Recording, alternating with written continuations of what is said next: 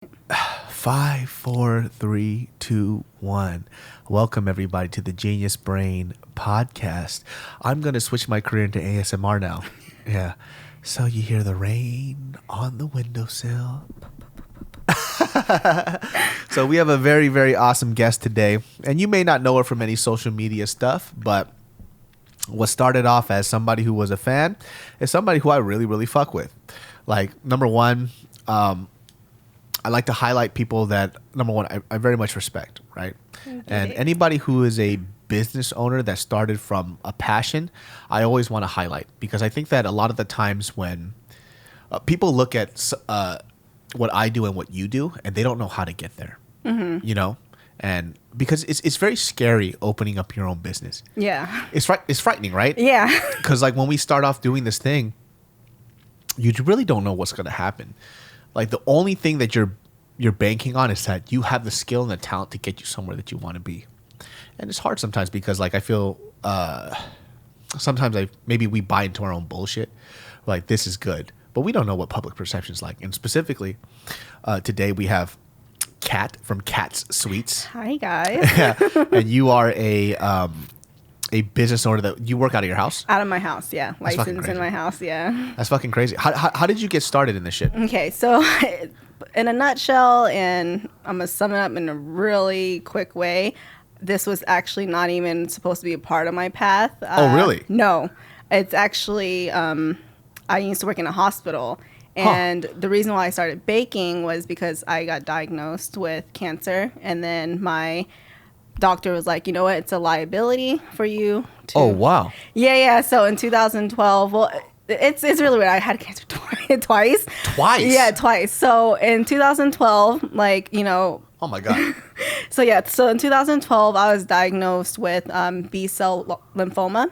And what is that? It's pretty much like your B cells are diffused and large, and it's your lymph nodes and everything. And at the time, I was actually in college. Holy shit. So it was like 3 weeks of being in college, and I was like walking up these stairs, and I was like out of breath. And, you know, the Asian side of you, it's like, oh, these are flu-like symptoms. Like, I'm good. I'm good. Yeah. I'm going to drink some hot tea. I'm going to eat rice porridge, and I'm good. I'm going to eat some fucking duck ankle and deer antler. Exactly. Fine. And then it started getting like progressively like worse when I would walk up the stairs, and I started just getting like really short breath. And at the time I was like, something's not right. And then one Saturday I woke up, I was like, hey, I look at my sister Vivian, I go, I need to go to the ER. Something's not right, because I've been coughing like this for weeks now, like 3 weeks now, and I can't get upstairs. So then after that, we went to the ER, and they ended up doing like an x-ray. They did blood tests, and they found out that I actually had pneumonia. So I was running. What the fuck? And then because I've been just like suppressing with like, oh, it's just the flu. It's just the flu. I ended up having pneumonia, and then I got checked in. And they did a procedure called like effusion, where they have to take the fluid out of your chest. And that was supposed to help me. And whenever I went back to my room, all of a sudden my oxygen level went from like 90 to like 50. And I couldn't breathe anymore. It felt like I was drowning. So they rushed me to ICU. And then they said, you know what? We actually just found out that you have lymphoma, and there's a mass in your chest. So I had two masses in my chest. And so for people who don't know what lymphoma is, what is lymphoma? It's a blood cancer. So it's just like leukemia. It's the leukemia and lymphoma are the blood cancers. Okay. And so I literally had surgery and woke up, and oncologist in my face says, hey, you know, you have cancer. At the time I was 19. I was like 19. Oh my God, you were so young. I was like 19 or going on 20 or something. And they were like, you know what, you're gonna have to actually stay here. And I had like scars and everything, but I had 3 chest tubes coming out of my chest, just constantly pumping out fluid. I stayed in admission for about 5 to 6 weeks at Orange Coast Memorial. And they told me that on top of this fluid stuff that needs to come out of you, you have masses in your chest, and you have stage 3 lymphoma. And I go, okay. Oh my God. Yeah. So, and at the time I was like, all right. I honestly, no family of mine had cancer on both ends. I was like, I don't really know what to do, but I trust doctors. I'm like, okay, let's do what we have to do. And they told me that it was going to be a rough ride, that I had like 15 rounds of chemo. And then after that, 15 fucking rounds. How long did that take? I was there for 6 weeks, so they did it every day. Oh my God. But there was complications that kept hitting, like, because you're bedridden and everything. And like, I'm at, like, right now, I feel really self-conscious about my, because I'm a little like heavier than I would like to be. But at that moment in 2012, the lowest I hit was like 79 pounds. And what the fuck? Yeah, because I couldn't eat. I couldn't put anything down. I couldn't eat. And naturally the cancer will wither you away. And at the time, before I even was admitted, I was losing weight and wasn't even trying. So I was like, oh, I don't know what's going on, but whatever. Yeah. And so I did the chemo, and then they told me, you know what, after you're done with the chemo, I had a little bit of setbacks because you're bedridden. I ended up getting like an abscess, and then that prolonged it. And then another stepping stone was, like, they said you can actually do outpatient radiation. So after the chemo, I got out of the hospital. And it took a while, because there's a term called like NPO, where you can't eat anything, you can't drink. What does NPO stand for? Honestly, I haven't been in a hospital in like 6 years in the field. I forgot, but it just pretty much means you can't eat or drink shit. That's all it really means. And I was neutropenic, and neutropenic means you can't take in anything that's like fresh, because it might contaminate like bacteria. Yeah, so I couldn't eat like. I wanted freaking sushi. I wanted like red meat. I couldn't eat any, like, fresh fruit was like, you can't eat fresh fruit. Fuck, man. Yeah, so it was one of those things. And then, and then I got out and I did radiation. And luckily, Ben, that I'm with right now, my fiance, he was there with me every single day during radiation. It was every day for about 16 weeks. Yeah. And it was like 2-hour sessions, and it was like straight to your chest. They tattooed my chest, like the 3 areas where the masses were. Yeah. And I did that. And then, my life went on, and Well, let me ask you something. Yeah. Number one, like, there's not a lot of cancer in my family either. Mm-hmm. And for you, there's none. So that probably blindsided you a lot, right? Yeah. I mean, I heard of my my mom's cousin dad passing away through. I ended up finding out later on that he had leukemia, but that was like my mom's cousin's father. So I guess my grandpa's dad. It's not very prevalent in your family. Yeah, it wasn't at all, and none at all on my dad's side. So it totally took me blindsided, and my age too. Yeah, you're 19. Yeah, and I'm not a smoker. I actually don't drink and anything. So I was really like. And I asked my oncologist, like, how do you get it? And he's just like, it's genetics. It's genetics, it's environmental. And mind you, I like lived in the South. So I don't know if that had anything to do with it, but. I mean, I guess, so I have a friend right now that's going, I think she just went through her last cycle of chemotherapy for her breast cancer, right? And the thought behind that is, how did you kind of keep your spirits up through that whole thing? Because I can't imagine what that's like. Like for me, anyways, from an outside perspective, I'm a very positive person, or I like to think that I am.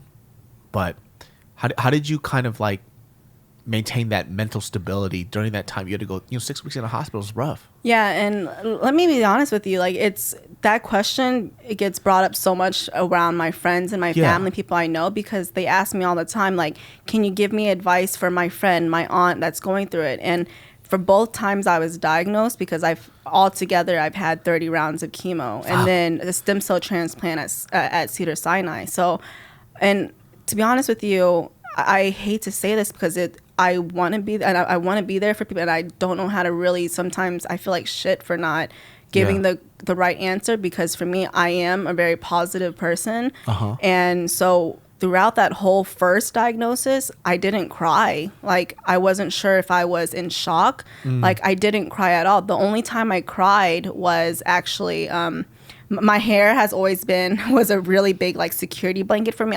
My hair was like down to my butt growing up. I never cut it. And I said, you know what? Fuck this. I was like, I'm not going to give it power, like the chemo and all this, like everything that the nurses was throwing at me. Like, you're going to feel like shit. You're not going to feel well. You're going to be ill. You're going to be this and that. I was like, I'm not going to let them I'm not going to be that percentage of people. So when I was in the hospital, I actually called my uncle who does hair. And I said, hey, uncle, can you come to my hospital and come cut my hair for me and buzz it off?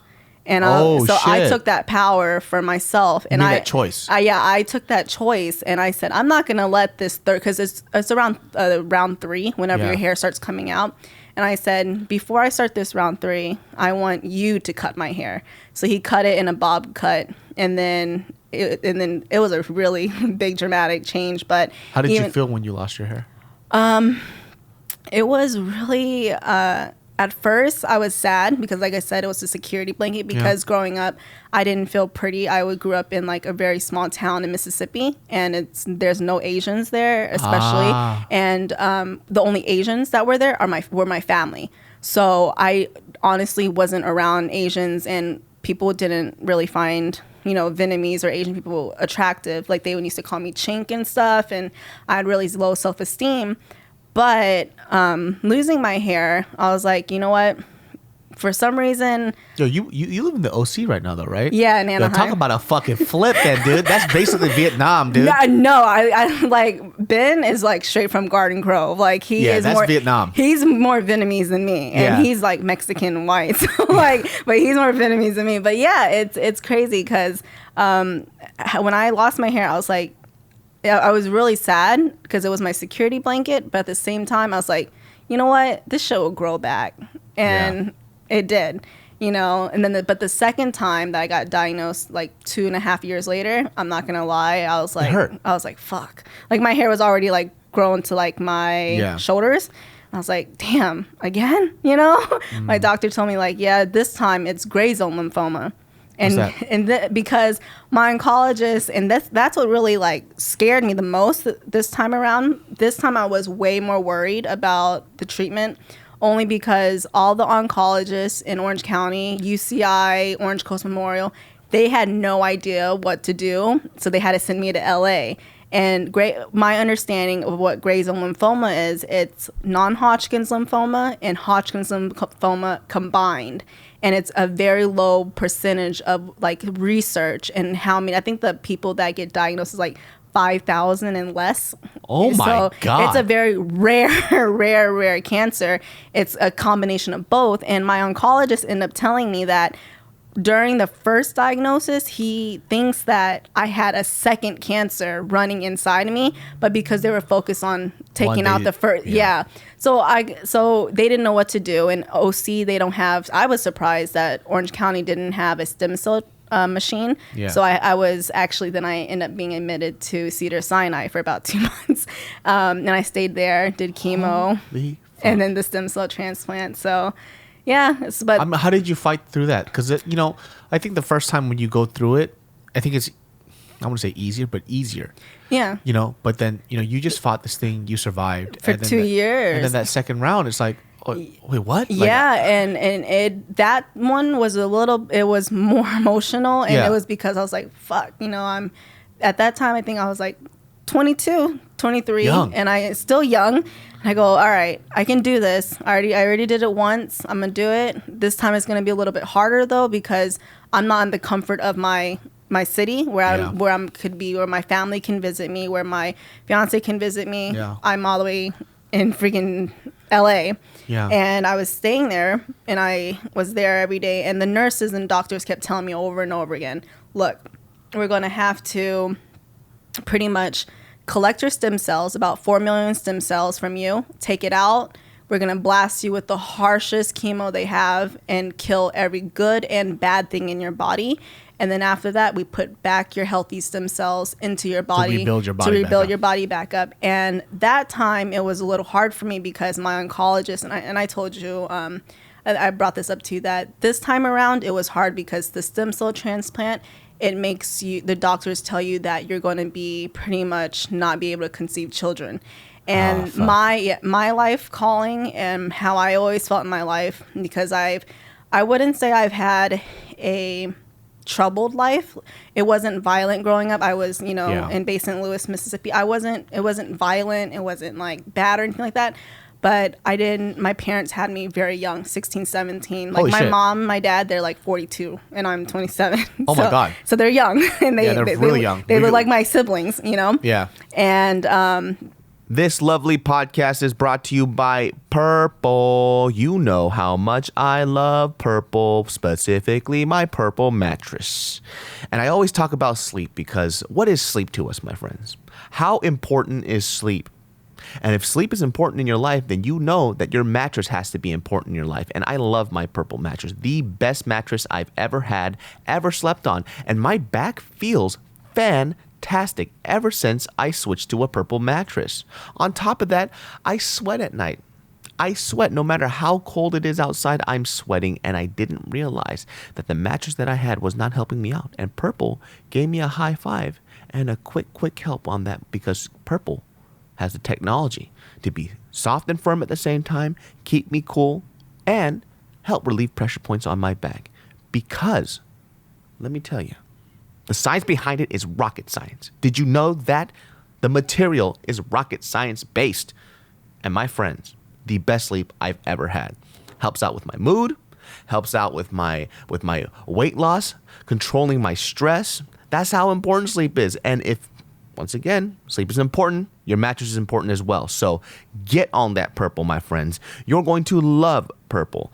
And right now, my listeners will get a free Purple pillow with the purchase of a mattress. That's in addition to the great free gifts they're offering site-wide. Just text BRAIN to 84-888. The only way to get this free pillow is to text BRAIN to 84-888. That's BRAIN to 84888.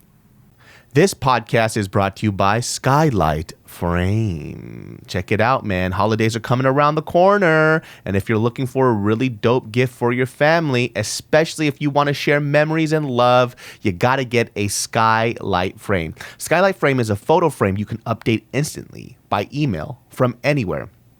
It sets up effortlessly in about 60 seconds. Just plug in, use the touchscreen to connect to your wireless network, and enjoy. Sending photos to Skylight is super easy. Everyone in the family can just email them to your personal Skylight email address, and they'll pop up in seconds. Now, for me, I actually got this Skylight frame for my parents because whenever I go on vacations or I travel, all I have to do is send the Skylight or send to the Skylight that email address, and the photos that I want to send them pops up. So when they have the frame and they want to see things, or they want to see me, they want to see me and my fiance, or the things that I'm doing, and they want to see photos, they don't have to wait for any other app or, whatever just to see what I'm doing. I could send it to the email and it could pop up in the frame so they could see it in real time, which is really, really cool. So check it out, guys. As a special holiday offer, you can get $10 off your purchase of a Skylight frame when you go to skylightframe.com and enter code GENIUS. That's right. To get $10 off your purchase of a Skylight frame, just go to skylightframe.com and enter code GENIUS. That's SKYLIGHTFRAME.com, promo code GENIUS. They split up, whatever, when I was like 2 years old. And then living over there, my dad, I love both of my parents very much, but they both had different paths, and I ended up staying in the South with my dad's side of the family. And my dad, he was a heavy drug dealer. Shit. He was a drug dealer for California, and he was actually banned from California for 7 years. So I can talk about this now because he's clean and everything. Yeah, he's fine now. Yeah, he's fine. Like, he was in prison for 12 years. And Holy shit. Yeah, he was in prison for 12 years, and then he got out right whenever I got hit with the first diagnosis. Fuck, man. So my dad, and I'm like daddy's little girl. I'm my dad's princess, so he went 12 years in prison without me.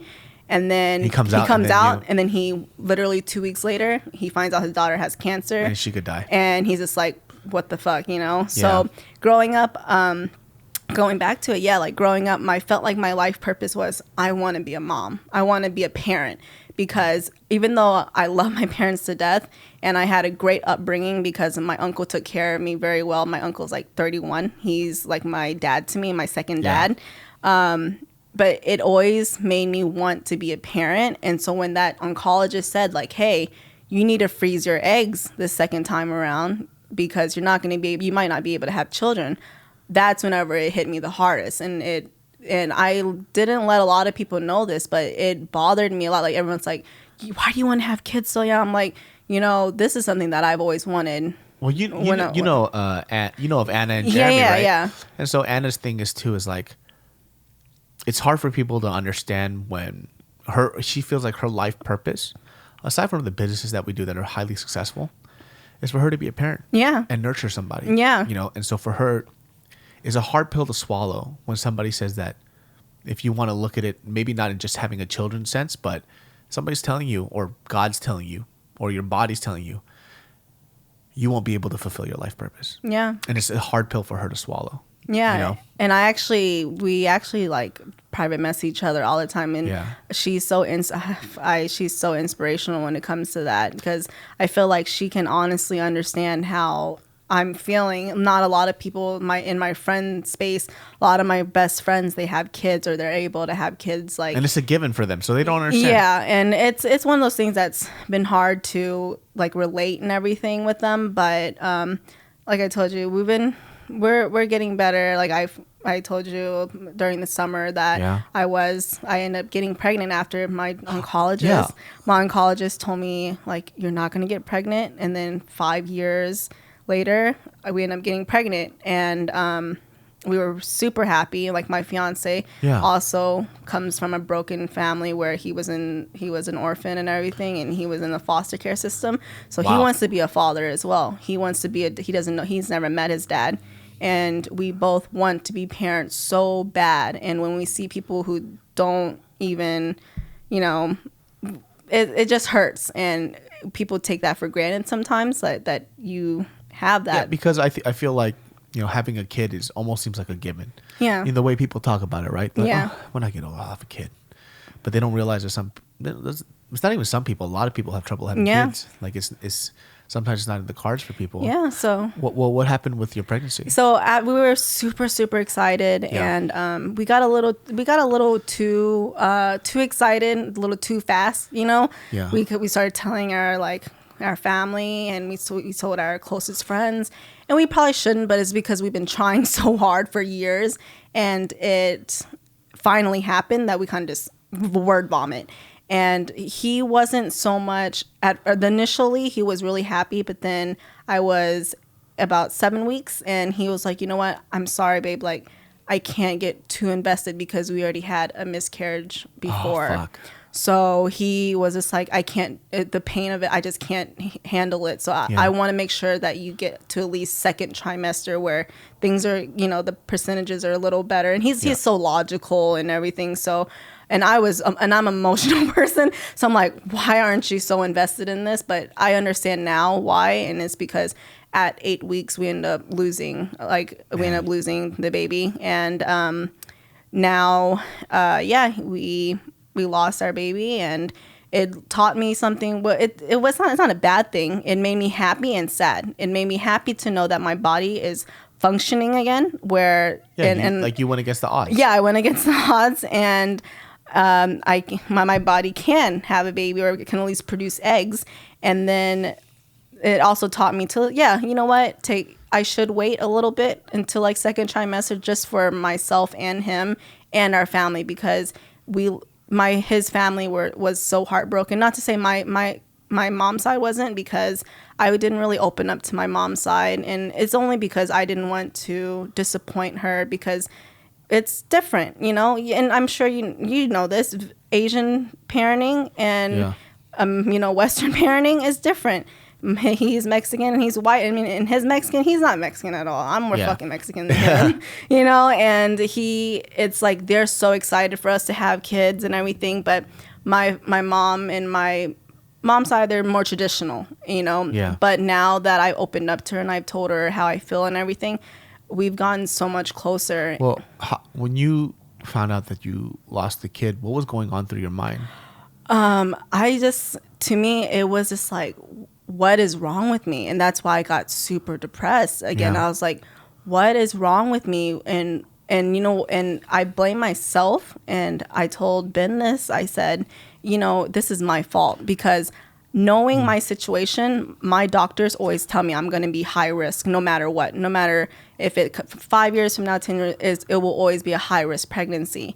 And because I also have fibroids near my uterus as well. What's that? There are these, it's like these things that block your uterus. It's like a common thing for females. And it's really hard for me to explain. But yeah, it's, I feel a lot of blame because I push myself too hard. I'm a workaholic. And when it comes down to it, I'm always working, always grinding. And I feel like at that time when I found out I was pregnant, I was like, you know what? I probably should have scaled back my work. I probably shouldn't have worked so hard. I probably shouldn't have stressed. And I felt really guilty. And I am so grateful where I have a partner who makes me feel the opposite.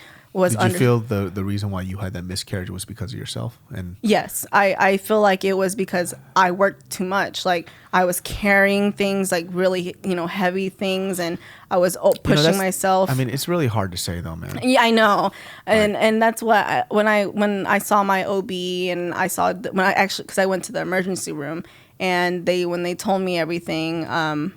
That's the first thing that went through my head was like I shouldn't have carried that case of water. I shouldn't have worked so much. It's easy to blame yourself for these things, right? Especially because you're carrying a life within you, and I feel like a connection that you have with even your unborn child as a mother. You feel that heavy responsibility, no matter what. It doesn't matter. Yeah. Like even before they're born, everything that you do in terms of actions, you feel responsible for it. Yeah. And it's a hard pill to swallow for a lot of people, especially for you. And for you too, like so. Kat not too long ago, she messaged me and about something serious, and I asked her if it was okay for her to share. Like you went through a lot of stuff, and then there was a moment where for you the option of ending your life was more plausible than for you to survive. Yeah.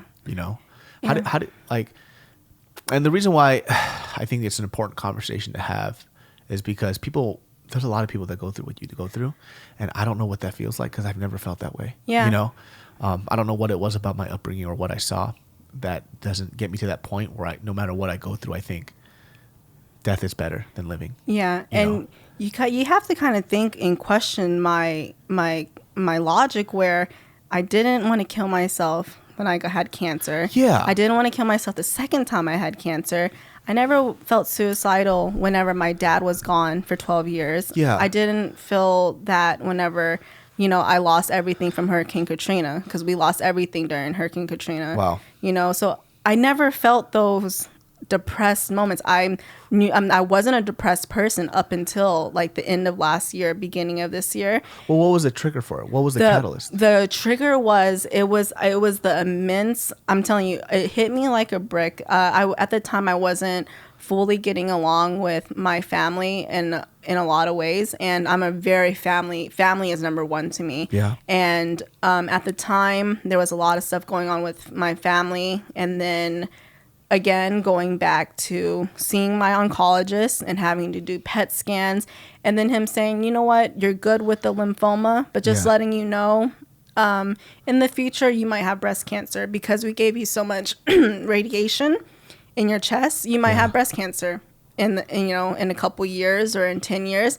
And it was a combination of all the stress, and I know I have support from family and friends, but I'm a very independent person. I don't like asking for help. And I think everything just built up. It was all of the anxiety from... It's like just one thing after another. Yeah, exactly. It was one thing after when am I going to catch a fucking break? Yeah, and I think that everything, for some reason, I just... And like I put on a lot of people's... I'm a lot of people's go-to person. So in that way, I had a lot of struggles. I had a lot of struggles with a lot of my best friends at the time, because I'm always that person like, hey, how are you doing? Are you good? Are you good? How are you feeling today? And maybe you. But I never got that back sometimes, and I think that whenever what happened when I tried to commit suicide, I felt like I was truly alone in this world. I said, you know what? and I explained this to Ben so many times, and it was a struggle for him. He's my partner, and I had to let him know, I feel this way where I think I will be happier if I wasn't on this world. And he explained to me, he goes, do you realize how many people need you in your life? And I couldn't. It's hard to grasp. I couldn't accept it. I said no. And it was just so much where I ended up trying to do it, and thank God I did it wrong. Yeah. Sadly, to say it in such a like cynical way, I'm glad I did it wrong because I persevered through it. When I was talking to you about your, Kat messaged me on Instagram, and I actually met her. How did I meet you? It was at a show, right? Yeah. Well, it's a couple of shows. Yeah, a couple of shows, and I met you, right? And it's weird how sometimes when you're going through a lot of dark things, you focus on everything that's wrong, and it's very easy to get sucked into that shit. And what I was telling her was when she just to be frank and honest, and she's okay with this too, is that she attempted to kill herself. Like, it wasn't like some foolhardy attempt. She actually tried to kill herself, and it didn't work out. And from my perspective, from what you were telling me that you were going through, and for somebody who admires you, right? You're a fan, but you're somebody that I admire as well. It's very easy to look at your cup half empty. Remember, I told you that, right? But if I told you what I saw from the outside, it was something that you were doing that was so admirable. But when you're in this dark space, it's so hard to be your own beacon of light. Yeah, and you know what? What was really messed up about it was when I went to a couple of people that I'm close with, I told them that I was going through this depression. And you know what they said to me? They said, what do you have to be depressed about? Yeesh. You have a house, you have dogs, you have a man that you don't have to worry about cheating on you because they know our relationship. They're like, you have money, you have a career. And I go, well, thanks. I actually, it opened up my eyes to know who the fuck my real friends are, because they literally asked me that, what do you have to be sad about? This podcast is brought to you by Sunday Scaries, my friend. Sunday Scaries is a leader in the CBD space. They have created a niche for themselves by addressing America's anxiety problem, my friends. So check it out. They sell amazing, widely effective, and delicious tasting CBD products, especially their CBD gummies. So if you haven't used CBD products before, CBD products are pretty amazing. I've been using them for about 2.5 years now. They help me with my personal anxiety issues, and they help me just kind of calm down and get into a better space. And I have been using them for a good minute, even for sparring or just everyday life. And it feels great. It just helps me to kind of get my worries away. If you haven't tried CBD products, you're missing out on a lot of things. It doesn't really have any psychoactive effects. It's CBD without the THC, and I personally love it. So if you guys want to get 15% off, use code BRAIN at sundayscaries.com and stop dreading the everyday bullshit in life that doesn't actually matter. Remember, to get 15% off, use code BRAIN at sundayscaries.com and stop dreading the everyday bullshit in life that doesn't actually matter. CBD, baby, all the way. Yeah, and that's such a terrible way to look at it, because I feel like sometimes people, they diminish what somebody's going through at the moment. Everybody has these moments where they feel defeated, right? And I think like having that strong support group was great. When you came to me, I didn't know what to say, actually. Yeah. I didn't know what to say. The only thing that I could do at the moment was to tell you, like, how I see your cup is full, you know? And I didn't want to tell you to like, you're ungrateful. That wasn't the message I was giving you. You know, what I wanted to say was like, take a step back and look at how great you're doing. Like, you fought cancer twice. That was an opportunity that most people would kill for, you know? And the fact that you survived that shit, and then on top of that, from your cancer, I mean, I know this is like maybe me trying to make a positive spin on things, but you found your passion because of this cancer. Yeah. Imagine that shit. Yeah. You didn't go through this shit, you would be still working at a hospital. Yeah. Right now till this day. And it's so funny you bring that up, because my fiance's friend, Jessica, that was his coworker, before I end up going, because I told you I'm such a hard worker and I'm always trying to work. Yeah. Before I end up going to chemo, I actually posted on my Facebook, Instagram, like, hey, anyone want to place any orders? I'm going in for chemo on Saturday. Place your orders now. Yeah. And she was like, Ben, what the fuck is wrong with her? Like, this bitch is strong. Like, why is she trying to work? But that's the thing, though.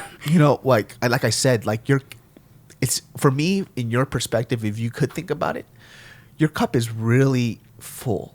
Yeah. You know, like I'm not telling you that in the sense of like, oh, look at her, she's not grateful for what she has.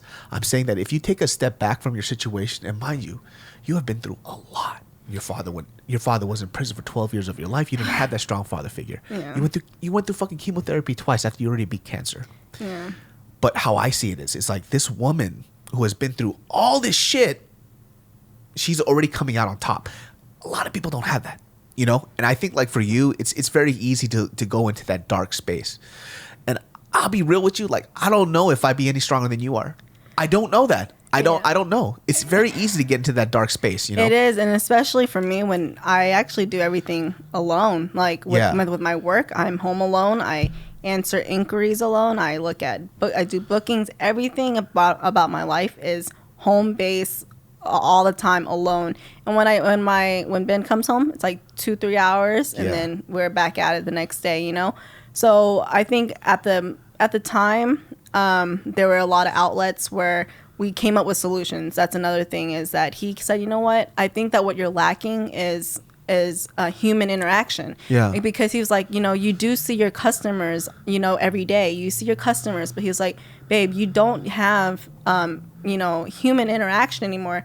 And he's like, the happiest I ever saw you was when you were working at the hospital. Yeah. And I actually worked at the cancer floor of the hospital too. So it was great for me because I could relate to them, and I did really great on that floor.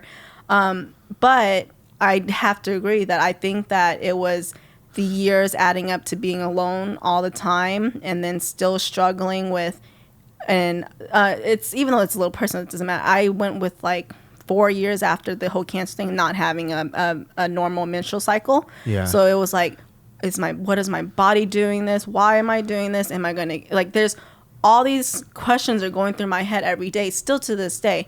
Am I going to get struck with cancer again? You know, am I going to be able to have a kid? Am I going to ever become a mother? Am I going to do this? Do I even love baking? You know, do I just love baking for the satisfaction of making people happy? Because it doesn't bring me much joy anymore. But I love making people my goal. Like my thing is, I love to make people happy. I loved taking care of people. And I feel like sometimes I put myself on that back burner because I was always taking care of everyone else. You know, that's the hard part, right? Like I think I really appreciate people who live a life of servitude. And I think like Christianity has a lot of that shit into it. You know, Catholicism, Christianity, the Protestant religion, where you live for others versus yourself. But there's a downside to that, because when you start living for others instead of yourself, there's moments when you are by yourself and you're not getting that reciprocated appreciation. You feel really alone. Yeah. And it's hard, right? Even with your friendships, right? You're like, oh shit. I didn't think that these people had my back like I thought they did. Yeah, I'm telling you, you would be surprised. Like I said, I lost two of my closest, like I said, I started friendships here after I moved here from Hurricane Katrina, but all the friends that I got here right when I moved to California, they've stayed my friends. So 10 plus years, all of my closest friends, under 10 people, have stayed my friends. But I lost two of my great friends because of it, because I said, when I explained to them what was going on, I actually told them that I tried to commit suicide. Yeah. And they that's what they said to me was, why? They said, you're stupid. You have everything. We don't think that you have any reason to do that. And I go, you know what? I understand, but at the time, I just need to reach out to you. I need you to be supportive. Yeah, of me. and that's what I did for you. Is that I felt like, because I've been, and I try to tell people, I'm like, I've been watching someone who I look up to and that has given great advice. I wanted to get advice, and I was like, but at the same time, I also had another friend who told me, I can't give you advice because I had never been through this. And I understood her. I said, if you haven't been through it, then I can't expect advice. And there's a lot of people who it's great. It's actually a great thing that you don't have a good big circle of friends who are depressed. It's a good thing to say. It's That's like great. my friends aren't depressed, but it's harder, especially. But like I said, the person that definitely helped me through this was definitely been my family and a couple of my great friends that it just brought us closer. And it's hard. It's still hard to talk about. And, I don't really know your friends that you lost, but sometimes people just don't know how to give advice, and some people just don't know how to listen, because a lot of the times what happens is, and I'm guilty of this too, is that when we give advice, we put too much of ourselves into it, and we lack that empathy when somebody's hurting, right? Because what happens is when somebody talks down to somebody when they're going through something, they go, you have nothing to worry about, right? Look at what I'm going through, and I'm not complaining about that shit. So they put themselves in a position that you're in without being empathetic and without reaching out, And what happens is that you minimize how somebody feels. Right? Yeah. Some people take that to the extreme where they're not really minimizing how they feel and they get exaggerated with their shit. But in times like this, I think that it's hard for people to understand when you need to listen and when you need to give advice. Yeah. Because listening is a lot of the times is what people just need. You can't solve other people's problems. Sometimes, they don't want an answer back. They don't want an answer. They just want literally an ear to listen to, you know? Just be there for me and support me, right? Yeah. Because even when you contact me, I don't know you on that close of a personal level. A lot of the stuff I'm just finding out right now, right? But in that moment, I'm just like, okay, for somebody to reach out to me who doesn't know me very well, she must be going through some real shit, right?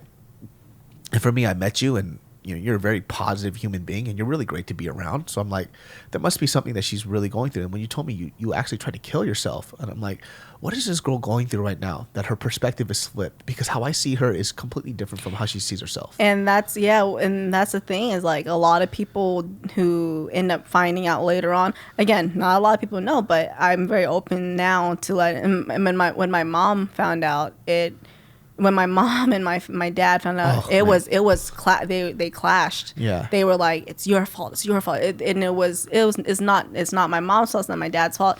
It's how I feel. You were dealing with it. Yeah, I was dealing with a lot. And it's hard for a parent though, man. Yeah. And I think both of them, they just kind of they were fighting with each other, like, it's your fault because you weren't there for it. No, it's your fault because you weren't there. It was a battle between them. But at the end of the day, I've gotten much closer to both of them, and especially my mom, because my mom and we didn't have the closest. I didn't grow up with her in California, but right now... Wait, who raised you then? My grandma, because... that's a huge Asian thing, dude. Fucking shout outs to fucking Asian to grandma, man. to Benoist, man. Yeah, dude. Thank you. Dude. Thank you for being around. Thank you, Benoist. And picking up the pieces, man. And my uncle Kit, he was my dad for me. And during that time when I was, when he found out that I tried to kill myself, the first thing he did was come over here. Yeah. That's the first thing he lives in Texas, and I'm so grateful to where, and really blessed that I have closest family as I do. Yeah. Especially my dad's side is very, very close. I'm not saying that my mom's side's not the same, but it's just that Southern hospitality, no judgment, that slow paced life where it's really yin and yang when it comes to both of my mom's side and my dad's side. Yeah. They're both so different. And after that whole situation, I think my mom and I got very close. And it was one of those things that I had to come to realize too, was there was anger that I had towards her, because I thought that when I was a kid, she left me. I thought that, you know what? A little resentment. Resentment there. And as I get older, I realize I tell my siblings all the time, because I'm the oldest of all of them, and it's a huge break too of age gaps. But I told them, I said, you know what? As I get older, I understand. It took a long time for me to fully understand, but I understand why, if my mom or my dad, whatever situation it was, if my mom had to leave and she couldn't take care of me at the time, or they had a disagreement. Like, imagine what she was going through at that time. She was 16, I understand. I can't even imagine, but then she had my sister, Vivian, and then Vanessa about a couple years later. So that's so fucking funny. My assistant, former assistant, her name is fucking Vanessa, and her sister's name is fucking Vivian. Yeah, and it's funny because Ben's like, those are promiscuous. He's like, I'll never name my kids V names because they're promiscuous as hell. And It's like an Asian thing, dude. Yeah, like, their name's Vivian and Vanessa. Like, we have one with the name V. Honestly. So everybody have to have the name V. All right, and I want to just tell you this. I love my sister is one of my best friends. She's like a couple years younger than me, and she's like, Kat, you're gonna be on this. And she was like, a lot of my friends, they watch this. And I was like, V, what do you want? Just tell me. She's like, and I was like, a shout out. Yeah. I was like, all right, if he lets me, I'll do it. But yeah, she's great. She's actually the only family member that I end up telling about my pregnancy this year on my mom's side. So I didn't even tell my mom that Ben and I got pregnant. And so she found out the bad news. I told Vivian, I said, can you tell mom that I had a miscarriage, and if I'm a little off these next couple weeks, or if I'm distant from her, it's not her. It's not her. And my sister, she was great, and she told my mom, and then the response I got back from my mom, from Vivian, was, you know what, I wish you would have told me the good news. Yeah. And that at that moment I was like, damn. You know what it is too? It's funny that you mentioned that, because I had a conversation with my mom, because my brother is going through some shit right now, and parents just want to be included. Yeah. Whether it's the good or the bad, because when they're not included in the bad, they feel like they're failing as parents, because they just want to be there for you. Yeah. And a lot of the times, I think for independent human beings, we think that we always have to be strong on our own. Right. Yeah. And it almost feels awkward to reach out for help. Yeah. You feel like you're a burden to people. Yeah. And so what happens with that, when you feel like you're a burden, you kind of lose your own support group. It's hard when a broken person tries to heal another broken person. It's very fucking difficult. And sometimes too, when a broken human being feels like they had to be independent and strong, they don't know who to reach out to. Mm-hmm. And it leaves you in a very just vulnerable and bad place. And because you are the support group for somebody else, you don't want to ask them for support because you feel like you're failing them. Yeah, never. Yeah, I always, like I said, I always kept things inside, because I feel like it's my duty and my obligation to be the strong one for my family and friends.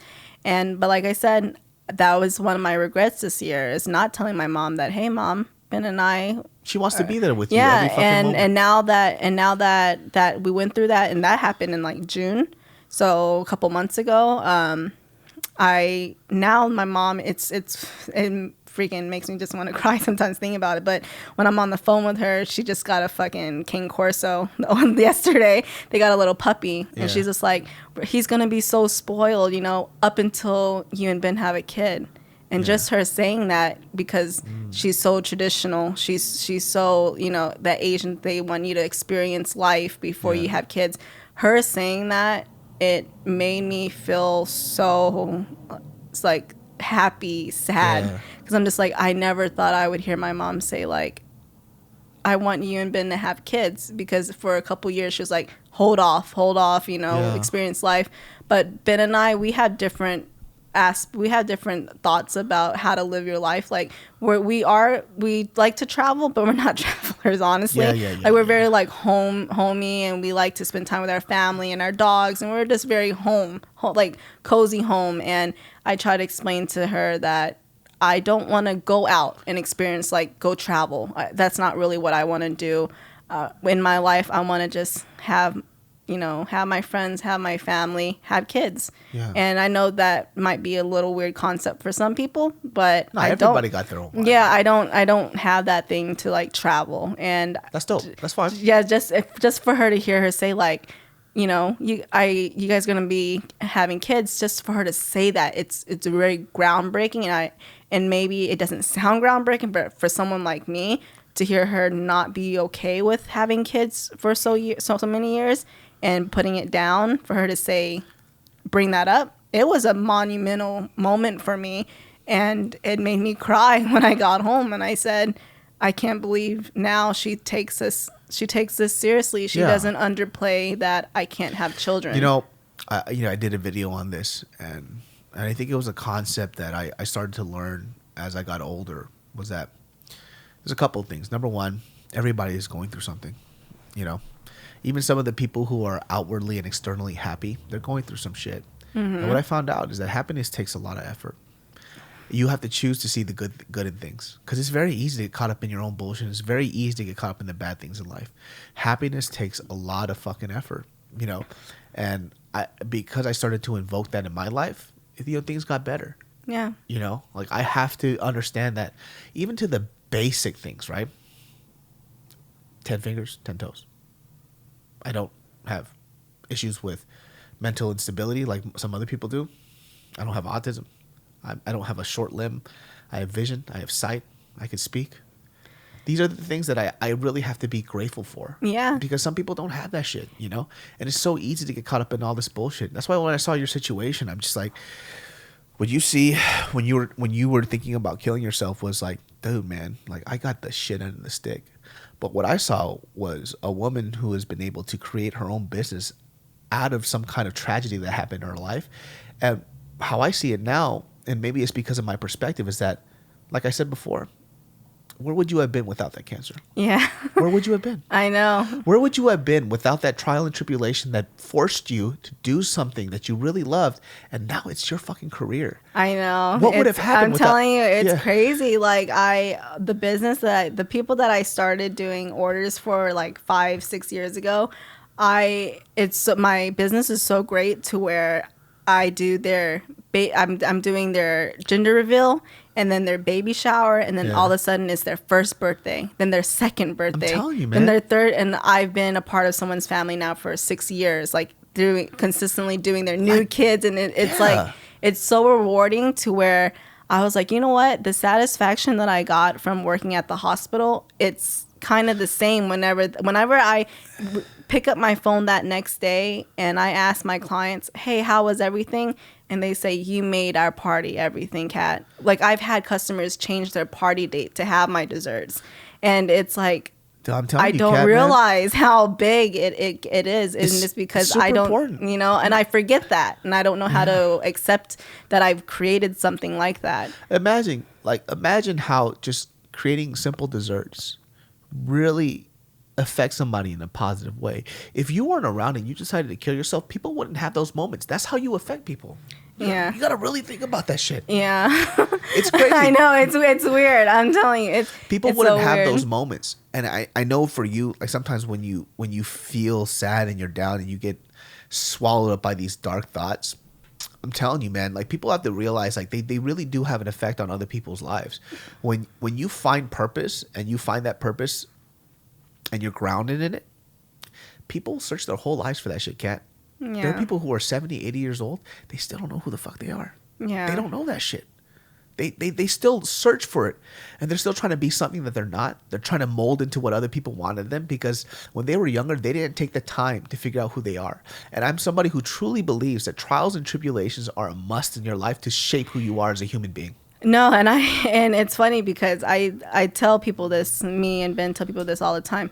Me and him have every reason, not every reason, but we've been through so many things in our life where we could be a piece of shit in society and to people, but we don't. Like because we know a lot of people are like, I've been through this, I can't, I just can't do it because I'm not judging anyone, but in my opinion is if you can identify what your problem is or what that is, you should try to work on it and not use it as a crutch for your whole life. Yes.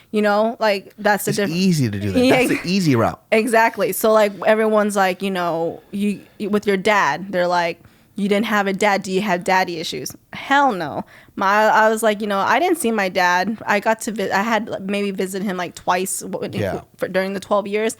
But I still think my father is an amazing father. And I said I could have daddy issues, mommy issues, everything. But I don't. And that's really admirable, right? Because sometimes, even for me, it's hard for me to sit down and say, I call it personal responsibility, right? There are things that happen in your life that you couldn't control, but at the end of the day, with your actions, you're still personally responsible for the things that you do and the way that you behave. It sucks that you had the shit hand in life, right? Yeah. You got dealt a shit hand. But now, after you move past that, it's up to you to figure out how you're going to conduct yourself through the rest of your life. Because I have a friend too, mad negative. This dude, mad fucking negative, right? And I understand. Yeah. Life was terrible. But how I say this too is that at the end of the day, after you're done explaining to everybody else why your life is shit, and you keep expressing these negative thoughts, and you have all these bad habits, after a while, people don't fucking care. They don't care. They're not going to want to be around you. Yeah. Right? And then you lose your support group. Friends can be empathetic. They can sympathize with you. But nobody wants to be around somebody who always wants a pity party. Yeah. The pity party shit doesn't fucking matter at the end of the day.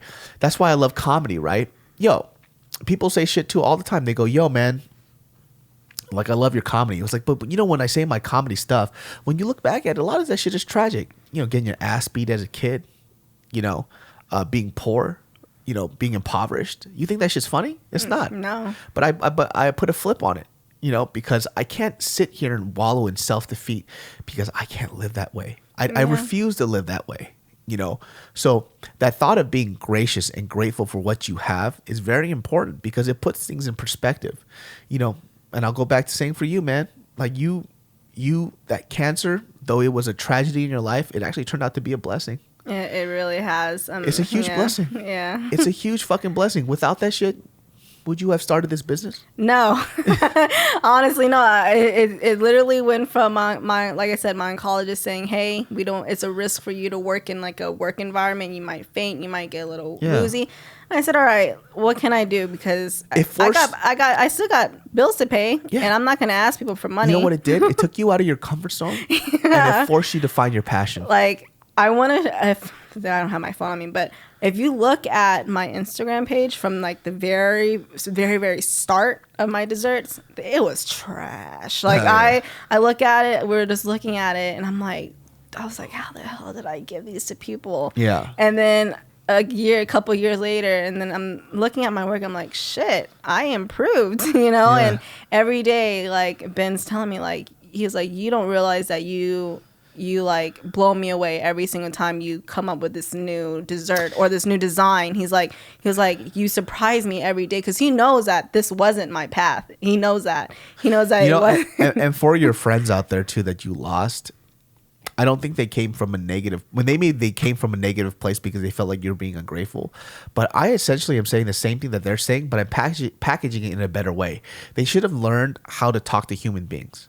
Yeah. You know, and the way that they're coming out from it is from a hate that comes from a personal issue that they have that they're projecting onto you. And you know what? You're totally right, because when I lost them and I told Ben about it, you know what he told me? He said, you are seeking advice from two people who has never even lived life, who still lives at home with their parents, who's never gone out of their comfort zone, who's never had. They can't relate to you. Yeah, that's what he was saying. He was like, hun, you're looking for the wrong. You were looking for the wrong people. They can't give you advice like that, you know. And it's amazing that you have somebody in your life that's a pillar for you. You know, that's fucking awesome. I'm telling you, I truthfully would not be here if it wasn't. That's amazing, man. That's what I'm saying. Like, when I really see your glass is half full. You know, man, you've been through a lot more than most people have. You know, and the fact that you chose to stick it out and stay around it's amazing, man. And that's the reason why I really wanted to bring you on this podcast, is for people who go out there and feel what you feel, and they haven't even been through half of what you've been through. You know, and you're choosing to stick around. And I'm telling you, like, after all this happened, I'm not gonna lie, this year has been happy. Yeah. I'm good. Perspective. Like, after everything, after all that shit, I have a better relationship with my mom. Yeah. I have a better relationship with Ben. I have a better relationship with my friends, the friends that that stayed with me. With even my customers and my clients, they were concerned for me because they knew something. That's how close I am with my clients. Is that I have a relationship with them. When they're texting me how I'm feeling and I wasn't answering, they knew something was off, because I'm very open with my clients, and I see my clients as more than just clients, as friends, because I'm in their life. I'm doing parties for their whole family, and they're concerned for me.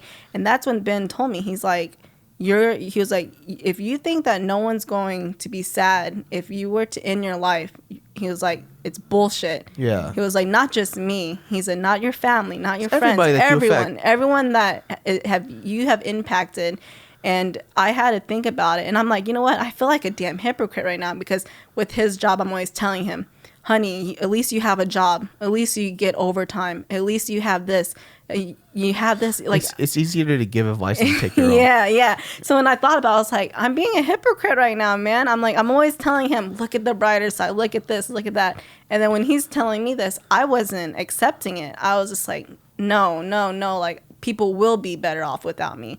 And then now this year, everything's good. Like, it's good. If I were to ask you, before we end this podcast, somebody who is going through what you went through and what you're going through with those suicidal thoughts, what's a piece of advice that you could give them to help change their perspective on their life?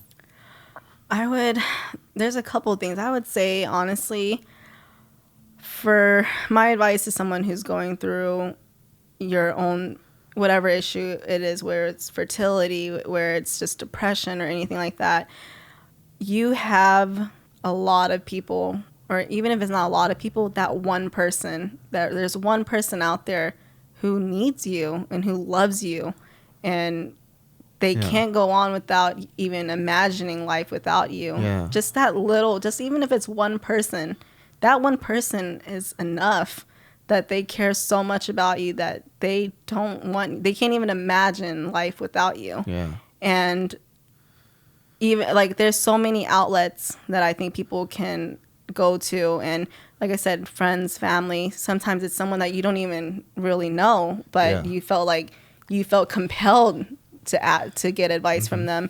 Just like that, I reached out to you. I reached out to Anna and Jeremy. I reached out to Jess even. And I said, I know I don't know you guys like that, but I feel like I need advice. Yeah. And it actually helped. It really, every single person that gave me advice, it helped tremendously. Yeah. And another outlet, like, I'm not trying to freaking plug in anyone's shit, but I'm not going to lie. You can, if Ben will tell anyone, a lot of the things that made me and my spirits happy was my friends and family. But then, I'm not kidding you. This channel, JK, Tim's channel, anything that was comedy, anything, just listening to you guys bullshit and talk off the record, it helps. And I think that I don't know if you guys know this, but for me, it helped me a lot during everything. Like, just while I'm working, that shit's on for hours. Yeah. And like I said, I'm not trying to plug it in, but it really, you guys don't realize how much you guys help other people, not just in California or in the city, all over the world. People are watching you guys, and you guys are helping. They might be fucking depressed that one morning, sad, angry. They fucking flip that channel on, they watch you guys, and they're like, holy shit, my mood is completely changed. I'm happy, I'm smiling, I'm laughing. Yeah. And just little things like that, like finding outlets, or even just holding on to someone that cares about you, because there's always someone who cares about you and is looking out for your well-being. Yeah. I don't believe that there's one person out there who's like, I have no one. You do have someone. You just just to summarize that up, it's just like finding that support group and appreciating the people that are around you. It doesn't have to be a lot of people, but your life matters. Yeah, it really does. And a huge spectrum thing, your life really matters, and you'd be surprised, like, your death, how it affects somebody. Yeah, it affects some people. You may not think it because you're in a bad place in your life, but perspective is everything. And I always say it like this. And I use photos as a great example, right? When I take photos of people, they look at it like, I don't like this angle. I don't like this. And then when I post this photo, everybody comments like, yo, this is an amazing photo. Yeah. But they don't like that side of themselves because they're so used to putting up a front and trying to show a side of themselves that, really, is it honestly you? Yeah. And what I say is like, when I post a photo of you, that's, when I edit the photo, it takes me like, 20, 30 minutes to edit this photo. And the reason why I posted of you, it's not so much because it's your best angle. It's because I'm trying to show the qualities that I love about you, right? The things that the things that you don't see in yourself, the people that love you see all that shit. When you wake up and you feel like, yo, I don't feel beautiful. Guess what? When the people who love you, they always think that you're beautiful. Yeah. It's if you have really good friends, you know, like Gio. I love Gio. Gio to me is like one of those people who I feel like if I wanted an older sister in my life, she would be the one. She would be the one, right? Yeah. And for her, when I look at her, man, I think like, I mean, she's beautiful, not even in the physical sense. She's physically very beautiful. Everybody fucking knows that, right? Yeah. But I even told her, I was like, there are times where I don't even want you to talk. I just want to be around you, just because I feel comforted around you, right? And that's who she is as a person. She's such a loving and empathetic person, you know? But, you know, sometimes it's hard for people to see those qualities in themselves. But everybody around you feels that shit. Yeah, You and know?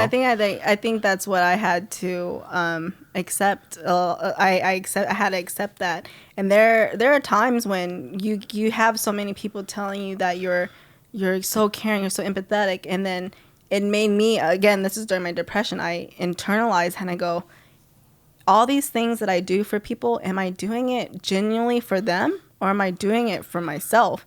And then a lot of people are like, Kat, what are you talking about? You're not doing it for yourself. You're doing it for others. But then there's that twisted part of you where I thought to myself, am I genuinely doing this for that person? Or is it to make me feel good? Yeah. You know, and I think that's another thing that I question myself with. But I can say that that is my definite life purpose, is to And that's a great thing that you help found. people. You know? That's awesome. Well, you know, I got to tell you, man, for number one, thank you for coming on and sharing the story. You're welcome. And it's a hard thing. I was trying to get you on like a couple months ago, but, you know, I've been traveling so much. But I just wanted to be in the right space to be able to share the story with people because it's important, man. And, you know, you're surprised, like, you're not the first person that hit me up with, you know, suicidal thoughts. And it's humbling, the fact that somebody will reach out to me. But I get scared, too, because I don't want to give the wrong advice. Yeah. Because I don't know what it feels like. You know, like I've had moments where I felt like my life was worthless, but I never thought about taking my own life. Yeah. And you know, hopefully this shit could help other people out. You know, I hope so too. Yeah, like I said, it like out of all the things I've been through, there was nothing last year around that time, the end of last year, the end of December, January, where anything really traumatic happened. So that's what some people need to realize is nothing really like needs to be traumatic, like a event that just hits you like a train. There was nothing at that time that like hit me like a train. I was like, fuck, you know, it was just all of a sudden I just started thinking. Do you think that for you, because you're so independent and you're trying to be strong on your own, all that shit just built up and it just came crashing down on you? It 100%. 100%. I try not to tell my fiance everything that's going on with me because he works so much and I don't want to do that. I don't want to put so much stress on him. I don't want to go to my family because I need to be strong for them and my siblings. I'm the strong person for my friends, and I think that I needed someone at that time, around that time. I needed someone to ask me, hey, how are you doing? And I think that's the one thing that if anything you can take away from this is check up on your strong friends, guys. Like, check up on your strong friends. Your strong friends, they might be going through some shit. And the simplest thing is, hey, how are you doing today? Yeah. Like, I miss you. I hope you're doing well. That makes a difference in someone that is strong and tries to be independent and tries not to involve anyone in their problems. It's just asking them how you're doing. That's and awesome. It helps, you know? Yeah. Well, I think this is a good place to end the podcast, man. Yeah. Hour in. That was amazing, man. I mean, Went by fast. yeah. I mean, Kat, where can they find you? Cat Sweets on Instagram, Facebook. Like I said, it's not like people like I'm a part of like Jomaya on Facebook, and it's funny. Before this even happened, I told him, I'm like, I'm mad nervous. I have anxiety. I was like, I need like the support and love, and his whole citizens of Jamalia, they're some of the most supportive people ever. Like, they were just telling me, like, you know what? You're good. You got it. And I was just filled with anxiety. And I told Ben this too. I said, I don't have a problem opening up and telling you, especially you, how I feel and what I've been through. It's that I'm nervous on what other people are going to see and hear. Yeah. And because like when you just said, where can you find me? I'm not a social media person. I'm like, I don't have any influence and like that. I'm not on YouTube. I'm not on anything like that. So I was telling everyone, I'm afraid of what I'm going to see in the comments. Like if people are going to be negative, because I never had to deal with that. Yeah. But I got a lot of good advice, and people are just like, fuck it. There's going to be haters no matter what. When you're successful, people will always hate on your success because they're not happy with where they are in their life. But yeah, you don't. The only social media I have is my private, which I am not going to add you guys on. But I have my dessert page. It's cats_sweets_, and I'm in Orange County. Check that out, guys. Anyways, man, you could catch us on Spotify, podcast, any kind of online platform. If you're on iTunes, give us that 5-star. We're trying to reach that 3K likes. And yeah, man, like I told you guys, if it's your first time listening to this podcast is never about celebrities and what their personal stories in life. Everybody has a great personal story. It's just about opening up. And I want people to relate to people in this podcast. I think sometimes you guys want major and huge guests, which I could get anytime.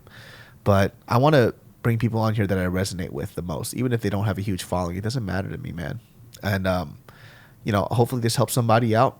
And if you guys are going through those feelings of feeling alone and you want to end your life, just know that you're not the only one going through that shit. It's a constant thought that a lot of people have. I think I'm blessed in the fact that I haven't thought of that shit, but it's more common than it's not. And you're not alone either, man.